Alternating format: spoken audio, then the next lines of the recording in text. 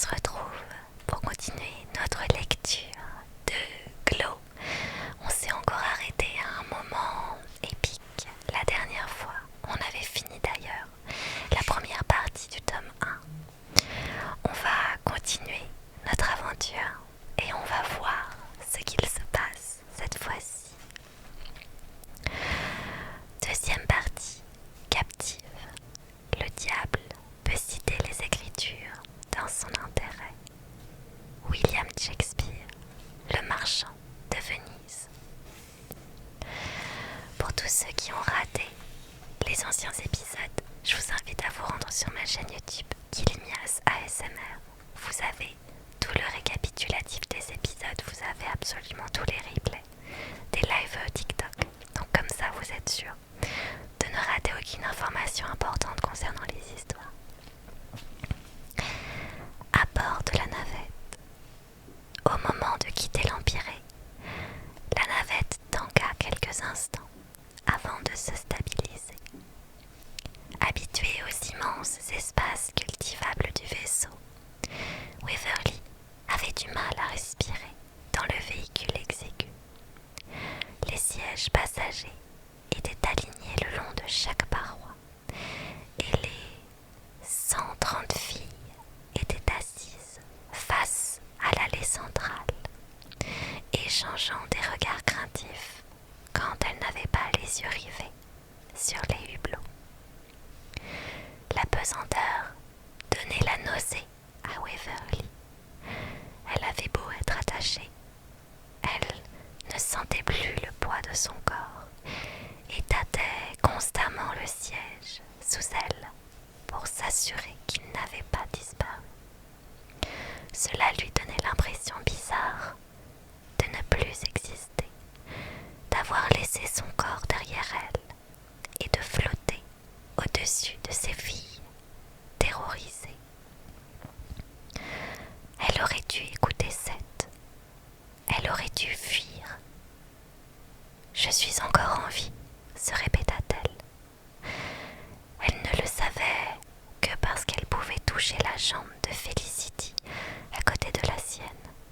Elle aurait voulu prendre la main de son amie, comme lorsqu'elle était petite. Pourtant, Felicity lui paraissait si distante que Waverly n'osa pas le faire. Si elle ne voulait pas s'abandonner à la peur, elle devait commencer par ne pas la laisser transparaître.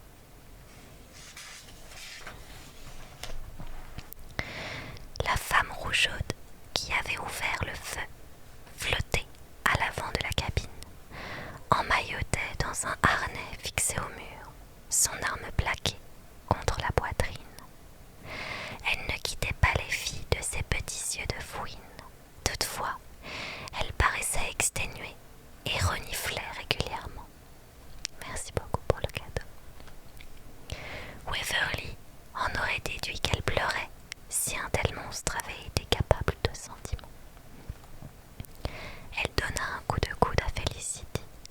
Ce simple mouvement suffit à déclencher une douleur fulgurante qui irradiait dans tout son corps. Elle était vraiment très affaiblie. « Quoi ?» lui murmura Felicity si doucement que Waverly l'entendit à peine. « On est plus nombreuses qu'eux, répondit-elle tout bas. Cette simple phrase lui coûta tant qu'elle haletait avant même de l'avoir terminée. On pourrait prendre le contrôle de la navette, ajouta-t-elle. Ils sont armés. S'ils nous font monter à bord du nouvel horizon, nous n'en ressortirons jamais. Mais nous serons vivantes. Waverly cherchait encore une réponse lorsque les muscles de sa cage thoracique furent secoués de spasmes. Avec une grimace de douleur, elle se plia en deux. Tout en lui frottant le dos, Felicity lui souffla. « Tais-toi et reste tranquille. Tu es trop malade pour tenter quoi que ce soit. »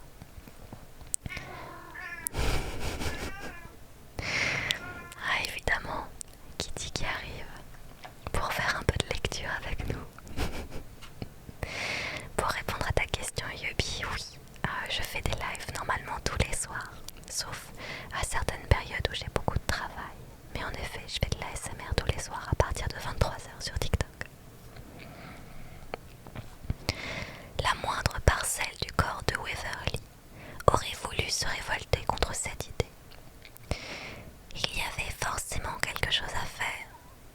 quelque chose pour enrayer ce terrible engrenage.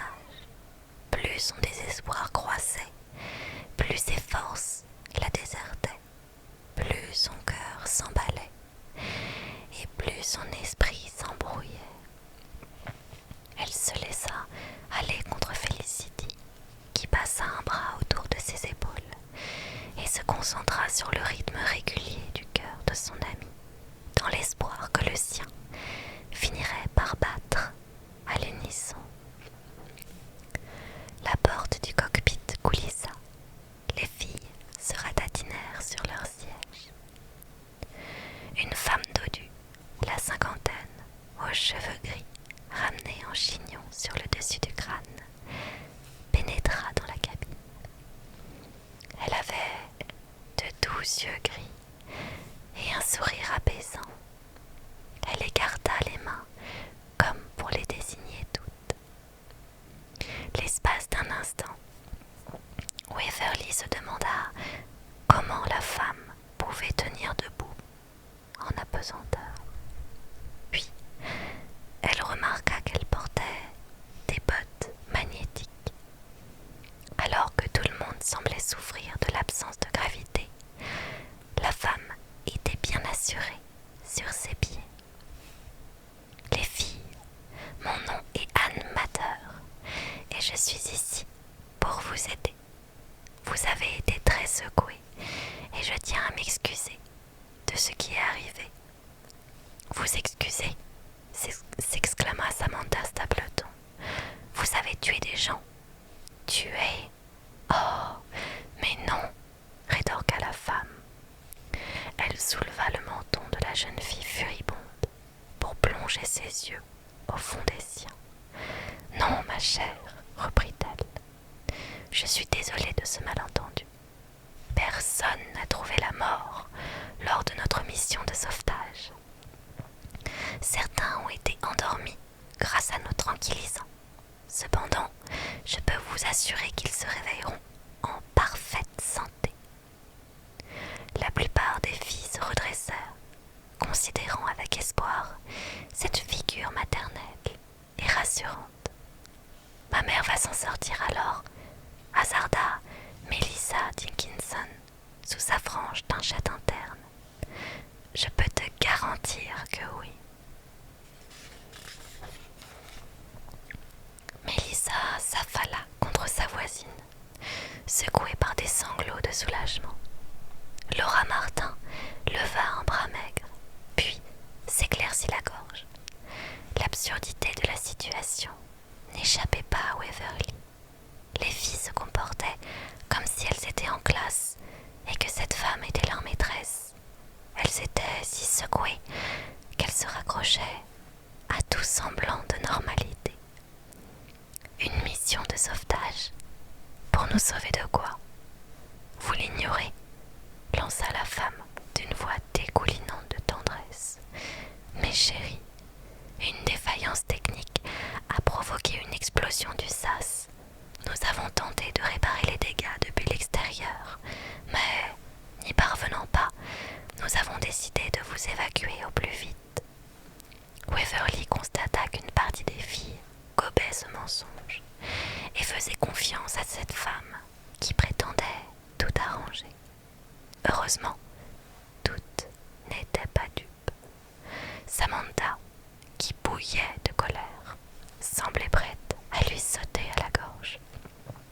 Quant à Sarah Hodge, une fille petite et athlétique qui pratiquait l'insolence comme un sport à haut niveau, elle secoua la tête d'un air de défiance ostensible. Dès que nous aurons la confirmation que l'Empire est à nouveau sécurisé, nous vous ramènerons à vos parents. J'ai tout vu. Waverly avait beau parler le plus fort possible. Seules les filles à proximité pouvaient l'entendre. Ils sont tombés si vite, ajouta-t-elle. On aurait dit qu'ils étaient morts. La femme posa une main moite sur la joue de Waverly. Ses yeux bleu-gris évoquaient le plumage des pigeons. Son sourire était doux et aimant. Sa peau laiteuse, malgré son âge, ses cheveux cheveux gris, épais et soyeux.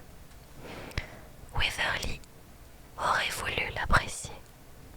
Elle aurait voulu la croire.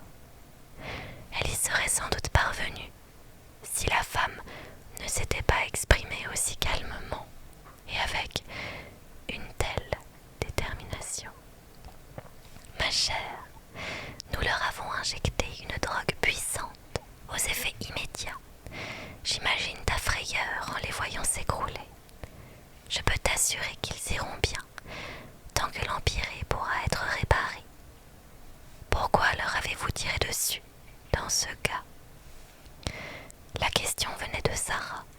Sarah, l'entêtée, qui ne pouvait s'empêcher de provoquer les enseignants, de perturber les cours et de compliquer la vie de tout le monde. À cet instant précis néanmoins, Waverly appréciait son impertinence. Et pourquoi les avez-vous drogués? C'était la panique. Ils essayaient de monter à bord et nous devions les en empêcher. Cette navette a une capacité limitée, mes chéris. Dépasser le nombre de passagers autorisés aurait signifié notre mort à tous. Pourquoi n'avoir emmené que les filles? Waverly parvint à peine à se faire entendre. Minute après minute, ses forces s'épuisaient. Nous avions l'intention d'embarquer les garçons dans une seconde navette. Après les troubles sur la piste, nous ne pouvions pas risquer davantage la vie de notre équipage. Il est dans l'intérêt de tous d'éviter une insurrection. Ne croyez-vous pas? Seules les plus jeunes semblaient satisfaites par cette explication. Les plus grandes, en état de choc, se muraient dans le silence. Sarah et Samantha fixaient rageusement le sol. Sarah était livide derrière ses multiples taches de rousseur et des mèches au burn lui tombaient dans les yeux. On pouvait lire les envies de meurtre de Samantha sur son visage, comme dans un livre ouvert. Felicity avait le regard perdu dans le vide, bien droite sur son siège, comme si elle passait un examen de maintien. Elle avait croisé ses mains, gracieuses, et restait immobile. Elle avait trouvé refuge à l'intérieur d'elle-même. La plupart des filles, cependant, paraissaient soulagées. La femme leur avait raconté une histoire rassurante, et elles s'y accrochaient de toute leur force. On a besoin de moi dans le cockpit, conclut-elle. S'il vous manque quoi que ce soit, réclamez Tatiane, et j'arriverai aussitôt. Entendu?